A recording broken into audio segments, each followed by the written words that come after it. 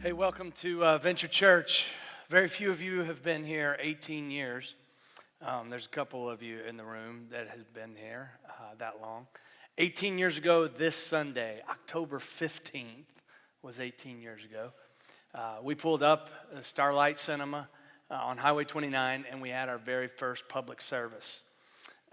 We had 175 people there at the first public service. I'm not going to lie, probably 80 of those were like people from out of town, friends and family, like anybody I could convince to come to Charlotte just for our first service. And it's kind of a joke. I mean, it was not a joke. It was a great start, but it was just funny because I was like, wow, like we got a good crew here. And then the next week it was half that because they weren't there anymore. But nevertheless, we moved here to start a church, not because Charlotte needed more churches. Can we all agree on that? I mean, there's churches everywhere. In fact, some people have said, I don't know the numbers on this, but somebody has said that Charlotte has more churches per capita than any other place in the world, and that may be true, but nevertheless, it's close. Charlotte didn't need another church, okay? But Charlotte did need a place, a group of people that are committed to seeking and saving the lost. And unfortunately, our churches have lost that urgency and have lost that desire, or have lost maybe that tenacity, or maybe they've just given in to logical thinking. And that's something that we're going to challenge today. So I wanted to give you a picture of not one of our first baptisms, that was last week. But here was one maybe, 4 years ago. And, every time I watch these, it's like I know these stories. And if you could know every story. So as you watch this video, maybe you know several people in these stories. But just if you can imagine the journeys of each and every person to this point. Take a look.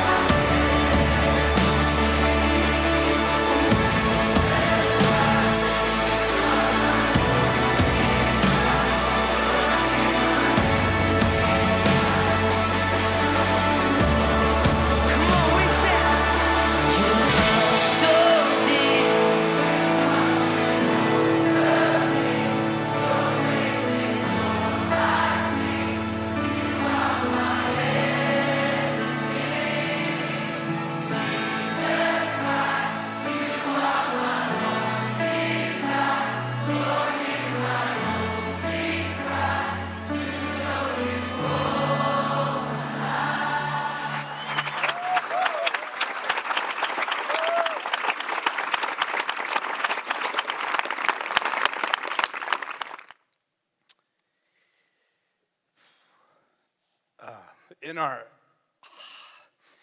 18 years here, we've baptized about 1,006 people. And each of those are lives, like lives that eternity has completely shifted for. And somehow we have to continue to fight this battle, because the flow and the natural progress of churches is this, and Christians is this, that the longer that you are a church, the longer that you are a Christian, unfortunately, the further and further away you get from the passion that this is. I mean, we have to show a video just to wake some of you up and be like, oh, that's what this is about. Like, we should be shocked when we lose focus and we're like, oh, why are we doing all this crap that doesn't matter? Like, like Jesus said he came to seek and save the lost. Maybe we should, like, that should be our DNA. And for whatever reason, man, I'm coming with a lot of intensity, because honestly, I've been through a week right now, and that's not your fault, but I've been through a week right now that everything in my week has pulled me away from this. Everything in my week. I got to Tuesday and Wednesday, and I thought, wait a minute, like, what series are we in? What am I prepping for?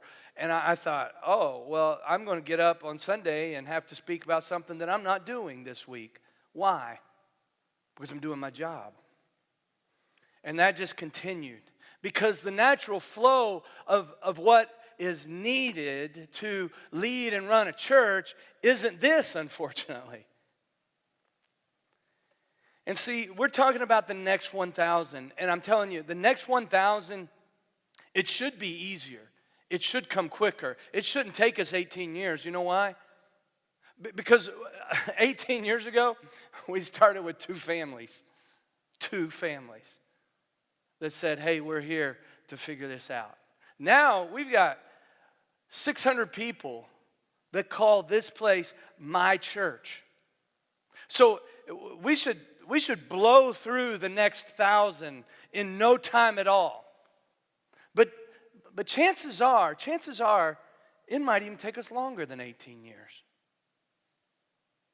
to get to the next 1,000. I talked last week because last week is the next 1,000 is going to happen one life at a time.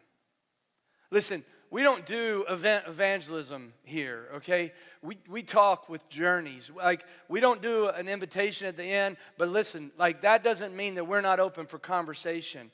After every service, throughout the week, if you want to meet me in the coffee shop, I mean, those of you that have been seeking and asking questions, you know I'm available. I will clear a schedule to figure out how to sit down with you.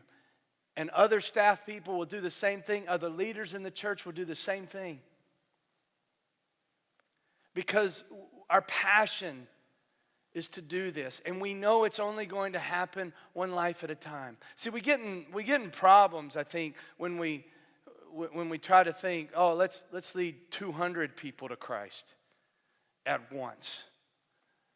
Because it's really difficult these days to kind of weed through all the mental barriers or the spiritual barriers or the emotional barriers of figuring out a God who's perfect, who loves us, of figuring out that we have sinned, and because we've sinned, we literally deserve the punishment that we talked about last week. We deserve to eternally be separated from God. But yet God, in His grace and in His mercy, has provided a way for us to escape judgment, escape His wrath against all sin. And that's Jesus. And because of Him, and because we don't have to clamor our way to get His attention, we don't have to work to figure it out. We have to believe, we have to repent of what we were trusting and put our trust in this person and his work, his death and resurrection. And because of that, then God says, I'm going to seal you into my family. I'm going to adopt you. And you're going to be a child. You're going to be my boy. You're going to be my girl. And that's never changing. And because of that, like, that's the passion of what has to happen here. And the barriers to get there for a lot of people, man, I mean, it's just hard to just be like, okay, yeah, I'm in. In fact, anybody that's like, yep, I'm in. I'm always like, okay, you really grabbing this? You really understanding this? Because it is life altering. It is eternity altering. The next 1,000 is going to happen one life at a time, and that's going to require more and more representatives, more and more Jesus agents functioning like Jesus functioned, and moving out into our community, moving out into our world in conversation and in relationships and in love, with tangible expressions of love, and actually inviting people and challenging people with the claims of Jesus. You know, our mission here is just this: leading people to trust, imitate, and extend Jesus. And if you're here this morning and you've never really put your trust in him for salvation, like, you need to get serious about that topic, and you need to invest time and energy, and you need to seek. For others of you today, you're going to need to imitate Jesus, and we're about to get to that in a second. And then we all, if we're going to get to the next 1,000, one life at a time, like, we all need to figure out, in my own world, in my own life, in my own neighborhood, my workplace, my school, wherever, in my like, everywhere I'm at, how am I an extension of Jesus? And how do I extend him? I had 3 conversations last week after the service, some of the best conversations I had. One person, because I had the card for you, the next 1,000, like, write a name down. If you'd missed that, I'd love for you to catch up online and check out that message, because I need you to have a passion for bringing somebody to the truth and the love and the grace of Jesus. Okay, and I challenge some people. I say, some people, you need to write your own name down, because it's you that needs to be found. And somebody after the service, talked to her right out there. She came up with her whole family. She said, I wrote my name down. And I'm in. And I had a great little conversation and prayer with her and talked through that a little bit. And I thought, yes. Had another conversation with a dad who was just genuinely like, okay, tell me what the deal is. Like I've got kids, and this one's been baptized, and this one hasn't. And I've declared my faith in Jesus before other people, groups of people, but I've never actually, my parents were Catholic, and I was baptized, as an infant, which is a whole nother just topic that just drives me insane. Can I push pause right now? Because I'm going to talk about that. Okay, I'm getting back to this story, okay? I'm driving my staff absolutely crazy. Because they're like, we need to do a baby dedication. Because people are having babies, and other churches, they do baby dedications. And, you walk your baby up on stage, and you're like, ooh, look at here. And then you go on, and they're like, oh, we bless you, and all this stuff. I just can't do it. I can't do it. And I can't do it because I don't find it in here. I do find it, the story that pastors use, and I grew up in a church, they use this, it's Hannah and Samuel. Like, Hannah prayed so desperately for a child, and God gave her a child, and then she dedicated to the Lord. Well, you know what they did when they dedicated to the Lord? They literally dropped their oldest child off at the temple, and the priest raised the child in the temple. Nobody's doing that. I'm not going to take your kid. I got enough of my own. Okay? That's not how we do it. But that was the path. That was the pathway. That's what you did. Your oldest child was dedicated to the Lord. Your firstborn son, dedicated to the Lord. And I mean dedicated to the Lord. Not just like, hey, nice little show, now go on and live your life. Or, hey, we're going to partner with you as you raise your kid, go raise your kid. No, it was, no, here, I'm bringing this child to the temple, and I'm going to miss him. Nobody's doing that. So we're not doing it either, okay? We don't baptize infants. If it's the number one conversation is how ridiculously confusing it is for people who say, well, I was baptized as an infant. Is that good? I was like, well, no, not really, because God doesn't have any grandchildren, and your parents can't have faith for you. They just can't. Why? Well, that's because it's not what this says. Like, nobody does that. I mean, I think we're going to wait. Like, eternity is going to be full of kids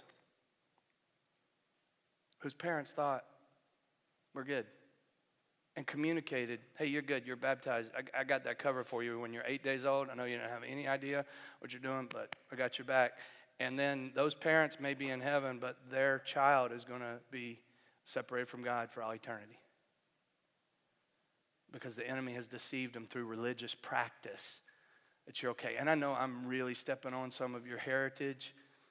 I would rather you be so ticked at me because I ran into your religious heritage than for you to spend eternity in hell or your child to spend eternity in hell. It's that important.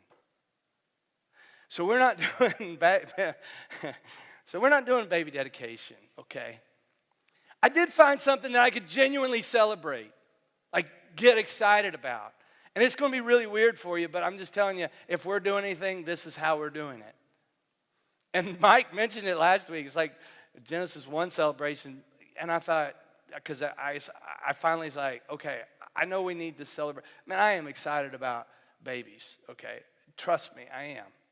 I'm excited about celebrating them, like publicly, here. We need to do that. We just don't need to dedicate them to the Lord, like, because that's not a thing. But I tell you this, what is under assault in our country, in our culture, is birth rates. They continue to decline. And we're not going to become Catholic on that either. Don't worry about it, okay? Ever, okay? However, listen, the very first command that God gave, it's one of the only commands that he gave in the context where there is no sin. I mean, almost everything else that he tells us to do, the rest of the Bible is after sin's already wrecked this place, and we're trying to recover from it.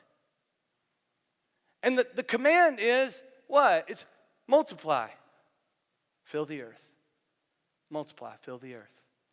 When you multiply, I mean, it is a gift from God to be able to do that. It is an opportunity, not just to have children, okay? But literally, like God has given you and me the power in his context to create something or to be a part of him creating something that is made in his image. And one of his main commands to Adam and Eve is multiply and fill the earth. Why? Because if we fill the earth with humans, you know what we're filling the earth with? The image of God. The more people on this planet, the more expressions of God's image dominating this entire landscape. Listen, I have not heard not one single overpopulation person that I don't inherently believe is evil or deceived. Okay? Those overpopulation people, they've never been to Montana. They just haven't. I mean, yeah, if you just have to live in New York City, you might think, hey, this planet is a little overpopulated. But that's because you are so myopic that you can't even look up and look out. And every overpopulation, cheerleader, they are raising themselves up against the command of God to multiply and fill the earth. Okay, I'm going to get off that soapbox. So, hey, we are going to celebrate when people in our church fulfill the original, like the very first instruction that God gave us to multiply and fill the earth. And we're going to say, hey, we love you. We're excited about you. We're excited about this image of God that God has used you to create. And that's something worthy to be celebrated. And we want to partner with you so that this child becomes the fullest expression of everything God planned for him to be. And we want to help you as parents to do this because it ain't easy. We can celebrate that, yeah? Okay. So I know it sounds weird, but that's what we're doing. So jump in, okay? All right. Back to my first point. I'm not even there yet. This guy said, hey, I was baptized as an infant. I have no idea. I was like, well, honestly, baptism's like a wedding ring, whether you have it on or not. I mean, if you've been married, you're married. Again, my wedding ring still isn't fixed, and it's very brittle, and so it's cracked all the way across on one point, and if I wear it anymore, it's going to break in two. And but I am legitimately married. Trust me, okay? Even though I don't have, if you have put your faith in Christ, you are in God's family. But it's pretty important to show that, to display that, and that's what baptism is. And so, he's like, okay. And man, he was so concerned about his kids. Okay, tell me what's what. It's a great conversation. Then the third conversation I had was somebody who could barely speak the words. And he said, I haven't cried in church in I don't know how long, if ever. But I had a friend who died last week. And he tried to call me before he died. And I didn't take his call. Because he's been mixed up and just addicted and all kinds of stuff going on. And I'd been through, it sounded like he'd been through several places where he had been there for his friend. But this time it's just I'm not up for that. So I'm pretty sure he's going to spend eternity apart from God. Rarely am I speechless. I had nothing. I had no words to say. I had no idea what to tell this guy. That's what's at stake here, guys. So let me dive into a passage of Scripture in Luke chapter 15. And here's how Jesus starts this. He doesn't start teaching, but this is the context. Listen. You always have to understand the context of these stories because they bring understanding and meaning to the whole. And so it starts off in Luke chapter 15. Tax collectors and other notorious sinners often came to listen to Jesus teach. They actually liked this guy, okay? I don't know why, but they did. This made the Pharisees and teachers of religious law complain that he was associating with such sinful people, even eating with them. So that's the context, okay? You got Jesus, and he's there, and this group of people that are on the outside looking in, and they're always, rightfully so, they're not good people.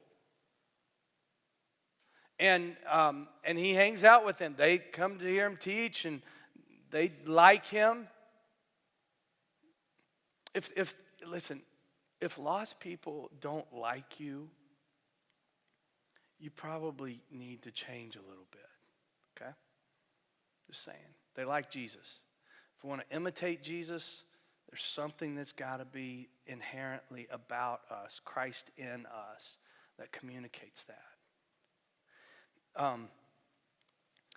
And so the religious leaders and the Pharisees, they're like, I don't like this situation because Jesus he hangs out with them. He eats with them. And eating with them was just this more like fellowship together, like we're unified somehow. Even eating with them. And so in the context of that, Jesus tells this story. If a man has 100 sheep and one of them gets lost, what will he do? Let's just stop there. Don't look any further. Don't read any further. Man's got 100 sheep, and one of them gets lost. Listen, I've got one dog. And if that dog got lost, I'm not even positive I'd post on Facebook, like, hey, lost dog. Okay? Not very excited about this dog. A couple other people in the household share the same sentiment. If I got one dog and I'm not, like, what do? Dogs were meant to live in the wild.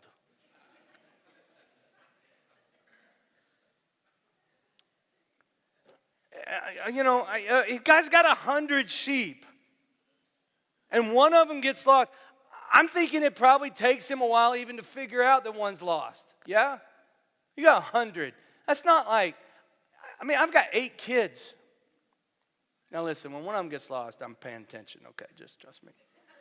Okay. But I'm telling you, there's a couple times where I'm like, okay, I'm counting 7, and I'm not sure which one's missing. And okay, all right. Okay, yeah, I know. How long does it take him? There's 100. You're looking out on a field, you got 99, you got 100, you don't know the difference. It takes him a while to even wake up to it. So a man has 100 sheep and one of them gets lost, what do they do? I'm thinking he's going to do like, oh, stupid sheep.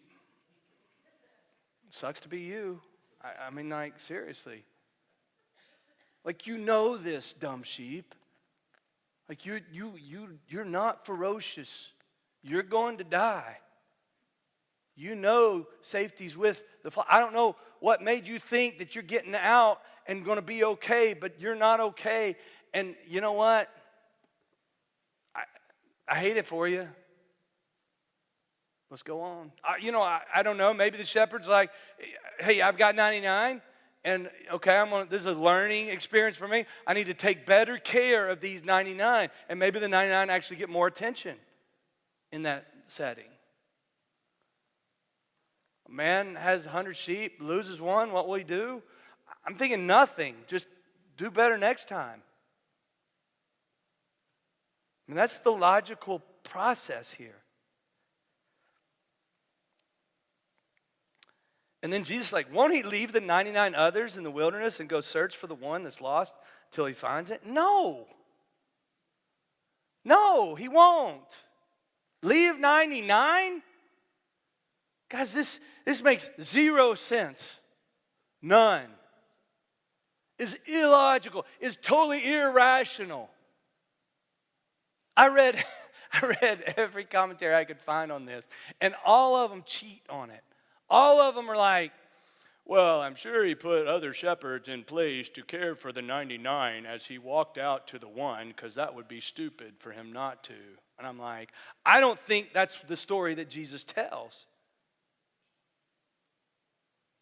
And I don't think that's even Jesus' point. In fact, the very point of the story is this is stupid. It doesn't make any sense. It's completely reckless.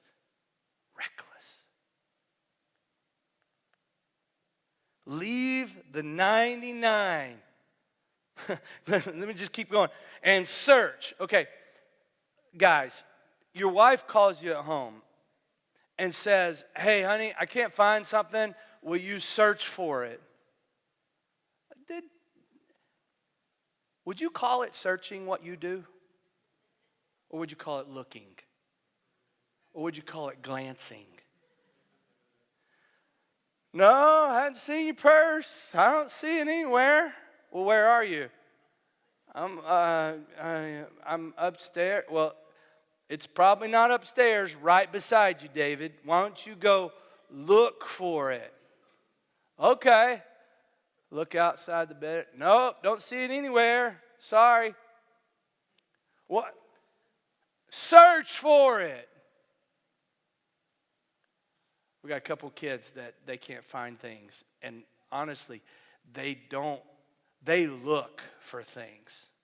They're like, well, where is it? I don't know. I looked. Where'd you look? Beside me? Okay, well, where'd you have it last? Well, in the car. Have you searched the car? No. Come on. You're not searching for anything.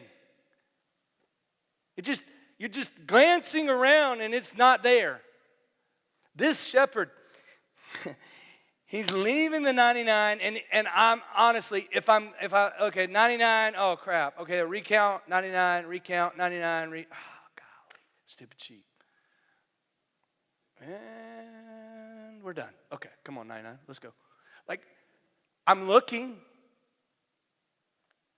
but I'm not searching. And then into the wilderness.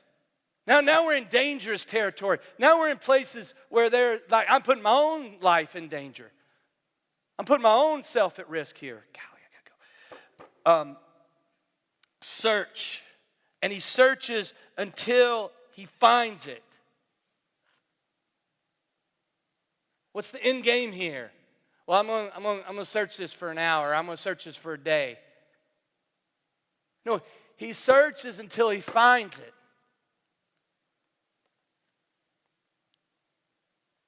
And then when he's found it, Jesus tells the story, and when he's found it, he'll joyfully carry it home on his shoulders. No! I mean, when I find that sheep's going to wish that sheep was dead.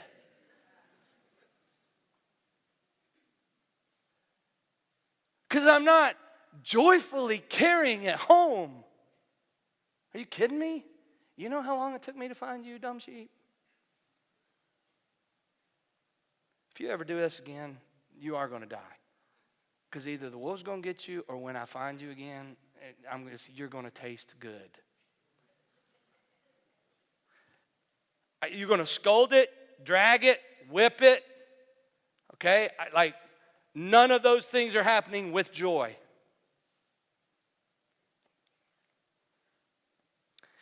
And then when he arrives, he's going to call his friends and neighbors together, saying, "Rejoice with me because I found my lost sheep." No. You're going to toss that sheep in with other sheep. Don't ever do that again. You might whip that sheep one time just to make sure that all the other 99 know what happens to bad sheep.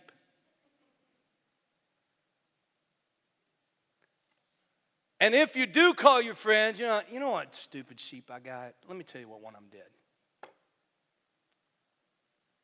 That's all. In the same way, there is more joy in heaven over one lost sinner who repents and turns to God than over 99 others who are righteous and haven't strayed away. Listen, none of this makes sense. All of it is completely illogical. All of it is reckless and irrational at every stage. Listen, Jesus leaving 99 for the one is illogical, reckless, and irrational right up until you're the one.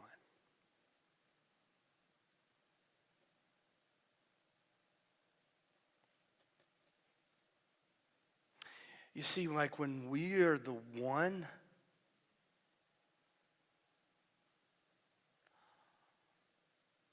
all of a sudden, like, it's still irrational, it's still illogical, it's still completely reckless. But we are so glad it happened. And what I need some of you to do is remember that you were the one once. See, it's what the Pharisees and what the religious leaders have forgotten is that God came for them too. In fact, he came for them first. I mean, they're Jewish leaders. They're God's chosen people. But they had lost that perspective. They had lost the intimacy of a God who is reckless and irrational in his love for them. And he's pursued them and went after them and left the 99 because they were the one. And some of you know what that feels like because you were the one. But now you're the 99. And you're like, man, I thought God loved me when I was the one because I was the center of his attention. He came after me. He pursued me. He loved me. I was stupid. I did all this stuff wrong. And he still pursued me. And now I'm in the 99 and I'm thinking God still I still do whatever I want to do. God still pursues me. No, I just watched him go after one more. It's illogical. It's reckless until that one is you. And you have to know that God is banking on, hoping on, you holding on to the fact that you have been the one. And now you will join him in leaving the 99 and going after one yourself. I'm doing this little GoFundMe campaign for some friends who need a car. And, one of the things that has just surprised me the last few days, I mean, she's a recent immigrant from Ethiopia and just moved here this summer. And so she's getting her feet on the ground and all this stuff. But when I look at who donated, I'm like, the people who have donated large amounts, let's just say that, are people who are immigrants themselves. I thought, they get it. And I'm not putting down anybody, but it just surprised me, they know how important this is. They remember what it's like to move to this country, to not have anything, to figure out every little step, and they remember. And because they remember, then they are generous. That's what God's asking you to do. Is you were the one, so now go find the one. So here we go. This is it. Listen, number one, as irrational and as reckless as this is, you have to know that if you're here this morning and you need a God who will pursue you with reckless abandon because you are hopeless and you're helpless and you're still lost in your sin, today's a good day for you. It might not feel good if you feel like you're in the 99, but man, I'm telling you, if you're here today, God is recklessly, irrationally pursuing you. His love makes absolutely no sense. And when everybody else in this world has given up on you, and everybody else in this world tells you 60 reasons why nobody should care about you, you can bank on the irrational love that is so reckless from God coming after you.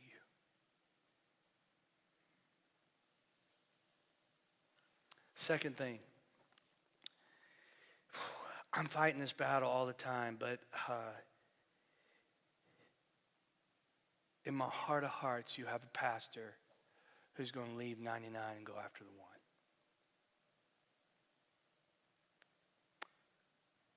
And that becomes harder and harder the larger that we get as a church.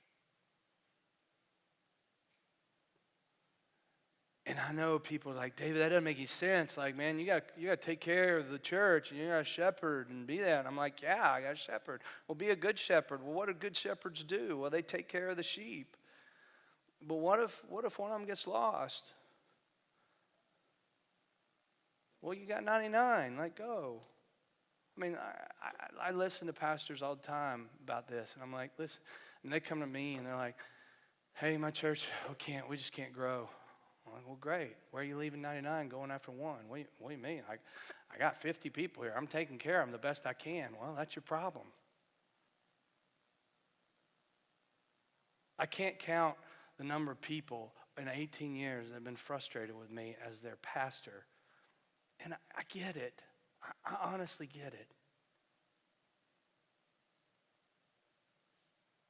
And it doesn't make sense. I mean, every situation when somebody's like, we're struggling with this, and I've been a believer for 20 years, and I've got, good people around me, but I just needed you there, and I wanted you there, and I needed you to be there. And I thought, I get it. It makes so much sense. And I'm like, why in the world was I not there?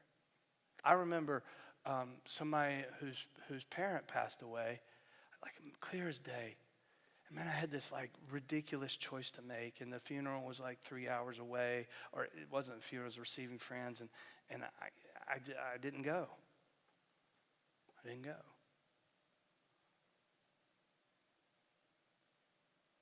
And they never came back to church because I wasn't there. And on each and every occasion, the logical, the rational, the responsible thing to do is to do this. And I'm just saying, that's not who Jesus is. I'm sorry. And as much as is within me, I want to be responsible, but I will be reckless before I'll be responsible. But not selfishly, like it's not about let me be reckless so I just go do whatever I want to do. 3 of those guys in the baptism video, the first place I met them was across the street on the football field in middle school.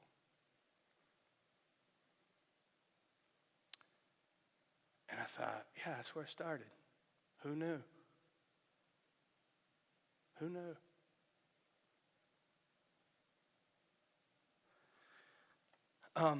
Last thing. God is looking for irrational, illogical, reckless one-seekers. That's who he's looking for. To join him. People who will leave, people who will search, people who will be reckless, and people who will throw parties. So here we go. Leave. Leave. So here's my question for you as we close. What are you going to leave behind in order to go after one? You can't keep adding to your life.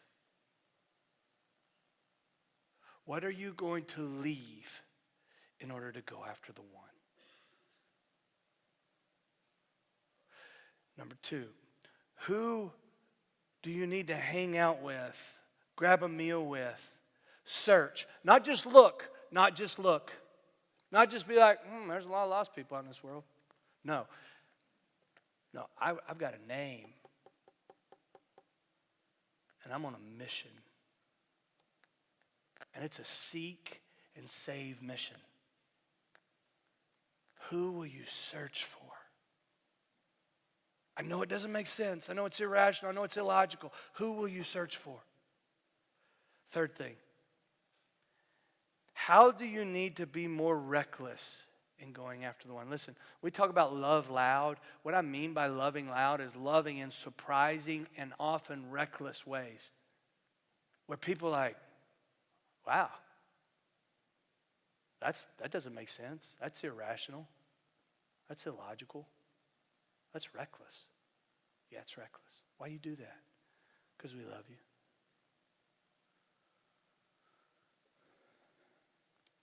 And then the fourth question, I don't have any there, but who's going to throw a party?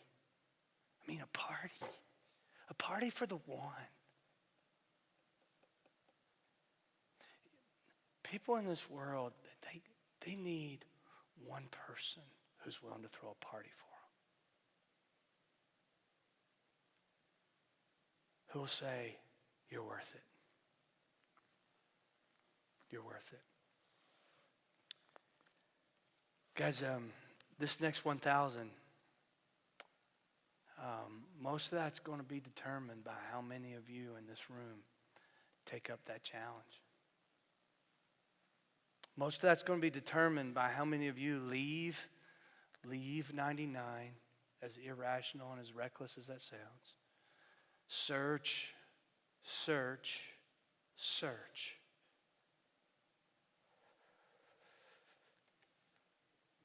Be reckless with your love